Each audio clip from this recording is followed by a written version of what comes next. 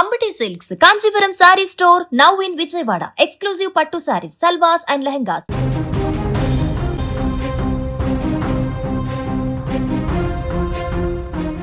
అమ్మంటే ఆకలి తీర్చే అమృతం.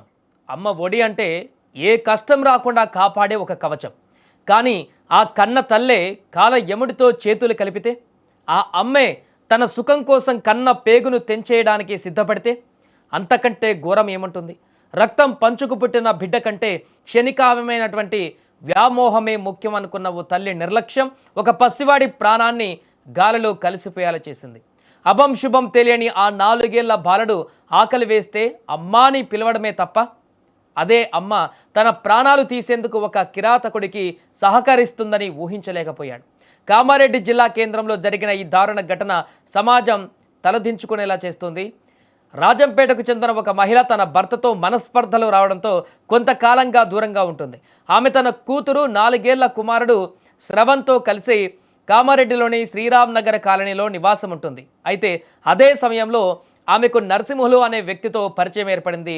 ఆ పరిచయం కాస్త వివాహేతర సంబంధానికి దారితీసింది. గత 6 నెలలుగా వీరిద్దరూ సహజీవనం చేస్తున్నారు. తమ మధ్య ఉన్న ఈ బంధానికి పిల్లలు అడ్డుగా ఉన్నారని ఆ మహిళ భావించింది. అందుకే కూతురిని పుట్టింటి దగ్గర వదిలేసి 4 ఏళ్ల కుమారుడు శ్రవణ్ని మాత్రం తనతో ఉంచుకుంది. అయితే తమ ఏకాంతానికి, తమ అక్రమ సంబంధానికి ఆ చిన్నారి అడ్డు వస్తున్నాడని నరసింహులు ఆ బాలుడి పైన కక్ష పెంచుకున్నాడు. ఎలాగైనా శ్రవణ్ అడ్డు తొలగించుకోవాలని పథకం వేశాడు. శుక్రవారం రాత్రి నరసింహులు తన ఉన్మాదాన్ని బయటపెట్టాడు. పీకల దాకా మద్యం తాగి వచ్చిన అతడు మత్తులో కనీసం విచక్షణ కోల్పోయాడు. నిద్రపోతున్న ఆ చిన్నారి కళ్ళల్లో కారం చల్లి ఆ నొప్పితో బాలుడు విలవిల్లాడుతుంటే కనికరం లేకుండా కర్రతో తలపైన బలంగా బాదాడు.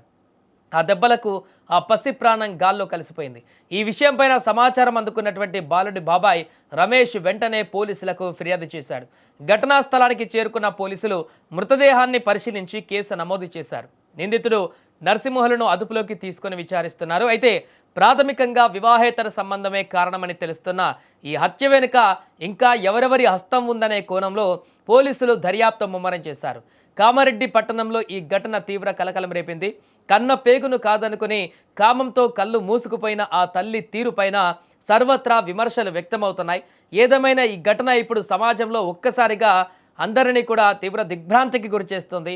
పూర్తిగా అక్రమ సంబంధాలనేటివి కన్న బిడ్డలని, కన్న వాళ్ళని, అయిన వాళ్ళందరినీ కూడా ఏ రకంగా విచక్షణారహితంగా దూరం చేయడానికి, హత్య చేయడానికి కూడా వెనకడుగు వేయనటువంటి పరిస్థితులు ఈ రోజుల్లో ఏర్పడుతున్నటువంటి సందర్భాలను వరుసగా చూస్తూనే ఉన్నాం.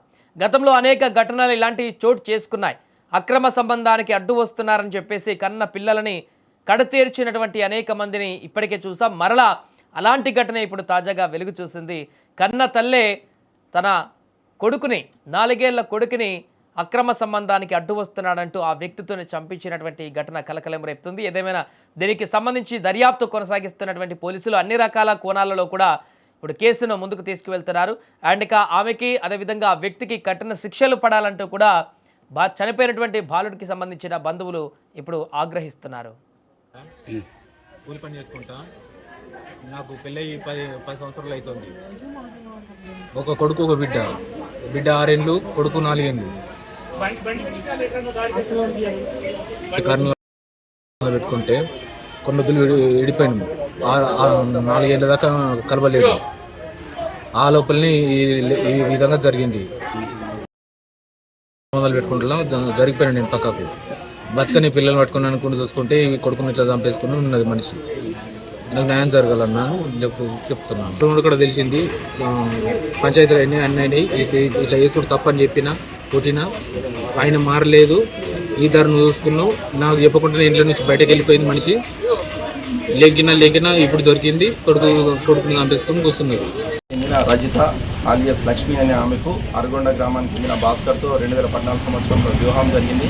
వివాహం జరిగిన తర్వాత వాళ్ళిద్దరి మధ్యలో కొన్ని రోజులు బాగానే ఉన్నారు. వాళ్ళకి 2 పిల్లల సంతానం, సమీరా 8 సంవత్సరాలు మరియు శ్రావణ్ అనే బాబు 5 సంవత్సరాలు సంతానం కలరు. ఇద్దరి మధ్య మనస్పర్ధలు వచ్చి 2 పిల్లల్ని తీసుకొని కామారెడ్డిలో ఉంటుంది. గత 2 సంవత్సరాల నుంచి కామారెడ్డి ఆర్టీసీ బస్టాండ్ నందు స్వీపర్గా పనిచేస్తుంది. ఈమెకు గత 6 నెలల నుంచి లక్ష్మీ నరసింహులు అనే అతనితో సహజీవనం చేస్తూ ఉంది. ఈ క్రమంలో నిన్నటి రోజున ఆమె స్వీపర్ పనికి వెళ్ళిన తర్వాత లక్ష్మీ నరసింహులు ఇంట్లో ఉండి ఆ బాబుని గొంతు నులిమి మరియు ముక్కు నోరు మూసి చంపడం జరిగింది. నేలకేసి కొట్టిండు. అదేవిధంగా కళ్ళల్లో కారపొడి వేసి కొట్టిండని చెప్పేసి తెలిసింది. దీని మీద కేసు నమోదు చేసి దర్యాప్తు చేస్తాము.